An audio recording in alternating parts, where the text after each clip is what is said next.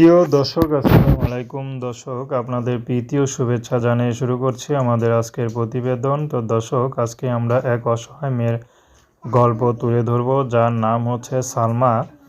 সালমার বিয়ে শাদী হয়নি। সালমার পরিবারে সৎ মা, তার বাবাও নেই, তার নিজের মাও নেই। সৎ মার ঘরে অনেক কষ্ট নিয়ে বড় হয়েছে। সালমার ছোটোবেলা থেকে খুব ইচ্ছা ছিল বড় হয়ে ভালো একটা চাকরি করবে, হয়তো ডাক্তার হবে বা পেশায় কোনো চাকরি করবে, করে মানুষের মতো মানুষ হবে। কিন্তু সে পড়াশোনা করতে পারেনি, কারণ সৎমার অত্যাচার, নির্যাতন আর ঘরের কাজবাজ করতে করতেই সালমার দিন যেত। তো সালমার বিয়ের বয়স হয়েছে, বিয়ে শাদী করবে।